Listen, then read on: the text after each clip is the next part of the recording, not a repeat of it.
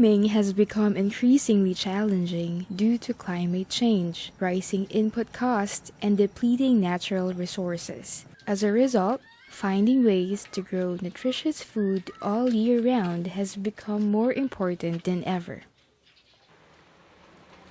Mushrooms are a great solution since they are a healthy source of protein and can be grown anytime, using less water, land, and energy than regular crops.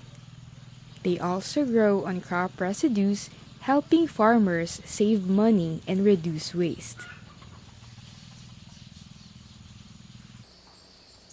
To grow your own mushrooms, you need spawn, which is substrate inoculated with the mycelium of mushrooms. Each variety of mushroom has its own spawn. In this video, we will learn from a commercial mushroom farmer in the Philippines how to produce spawn of straw mushrooms. Leonardo grows many different kinds of mushrooms. By producing your own mushroom spawn, you can have consistent harvest and higher earnings year-round. To produce spawn, it is important to understand how mushrooms grow and multiply. Just like plants which have seeds to reproduce and spread, mushrooms have spores. These spores, though barely visible to the naked eye, can appear as a fine powder when released in large quantities onto surfaces beneath the mushroom. When spores land on a favorable medium like soil or plant matter, they form a mass of interwoven threads called mycelium, which break down the medium and absorbs nutrients. The medium, also called substrate, can be any crop residue such as grain straw, banana leaves, cottonseed hulls, sugarcane bagasse, maize stalks or cobs, or sawdust. Once the mycelium fully colonizes the substrate, it forms fruiting bodies, the visible mushrooms we harvest. As they mature, the mushrooms release spores, repeating the cycle. Now that we understand how mushrooms grow and why you need spawn, let's get started. Before starting, it is crucial to ensure that all tools, containers, and work surfaces are thoroughly clean.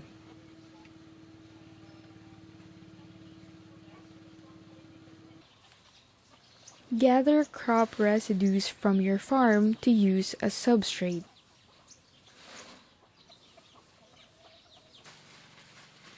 Use only clean, dry materials for your substrate. Sa pag-gather ho namin ng mga materials, kagaya ho ng We only gather dry straws and banana leaves. As much as possible, they should not have touched the ground so that soil microorganisms haven't yet settled on the materials we will use. dapo ang mga microorganism doon. Use a clean machete to chop the materials into small pieces for easier handling and faster spreading of the mycelium.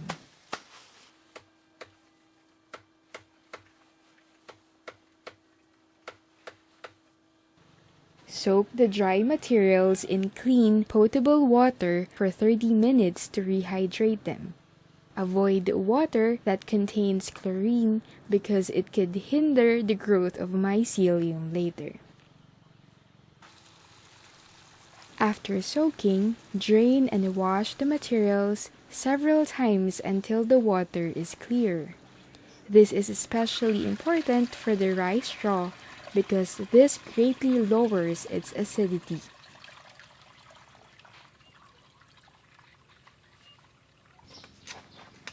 Boil the chopped banana leaves for 1 hour.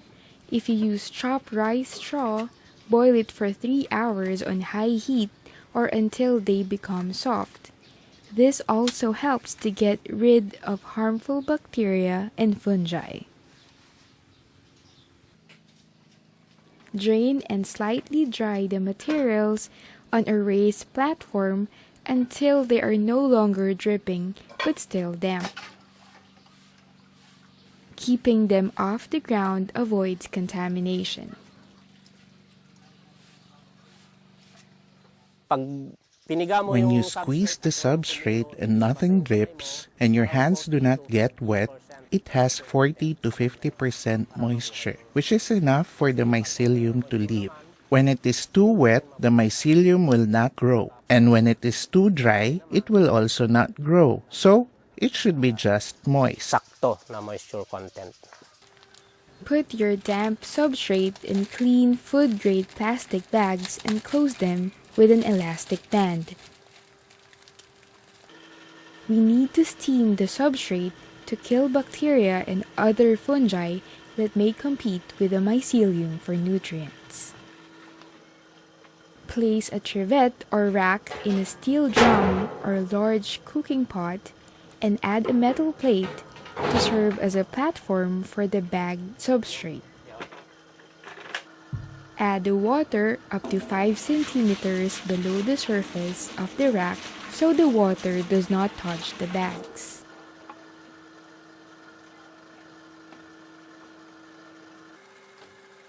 Now, place the closed bags upright on the rack in the drum.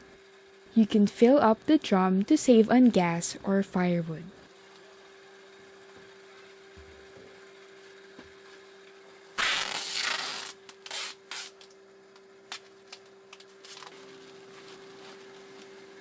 Cover the drum with a woven bag and seal with a plastic sheet to trap the heat.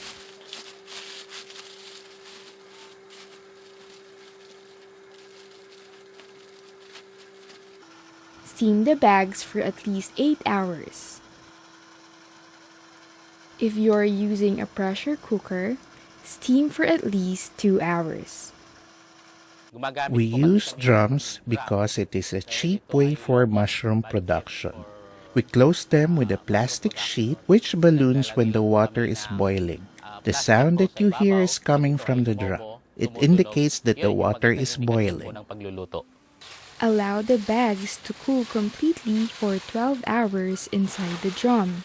The drum should feel cool from the outside. Spores can stand heat well, so if the substrate is still hot, they can die. To prevent contamination, only open the bags right before inoculation and after they have cooled completely.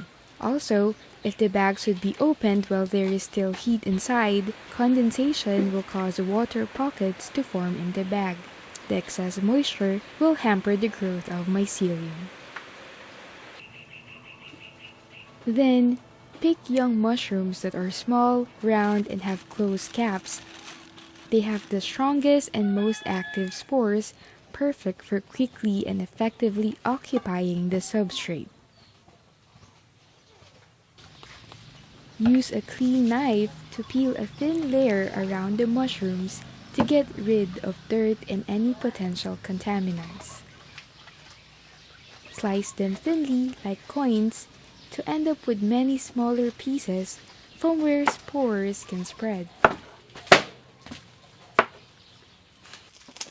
Mix these thin slices into the cooled substrate, close the bags, but the material needs to breathe. For this, insert the open end of the bag through a small PVC ring about 2.5 centimeters wide and 1 centimeter long. Wrap the plastic tightly around the ring, leaving an opening. Plug the opening with breathable, clean material like cotton. Cover it with a small piece of paper and secure with an elastic band. The paper helps to keep the cotton plug in place and provides an additional barrier against contaminants. Write the date on the paper so you know when it is ready to use. Remember, mycelium loves a dark, humid, and warm environment, So store the bags in a warm, shady place.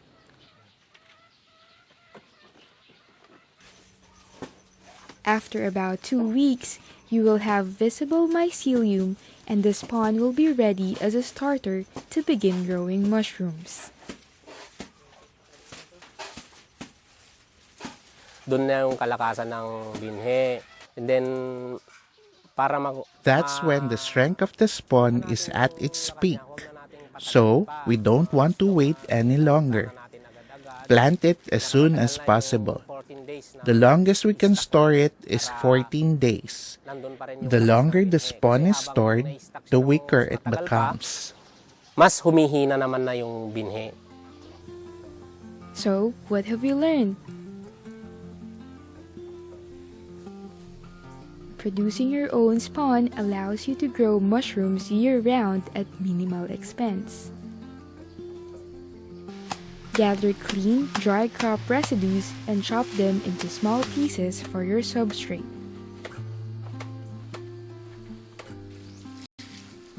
Soak the material for half an hour, then drain and wash using unchlorinated water.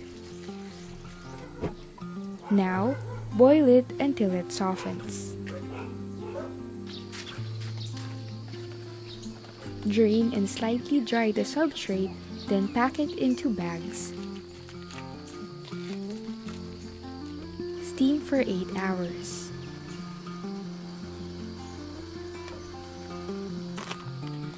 Let the bags cool for at least 12 hours before mixing in thin slices of young mushrooms.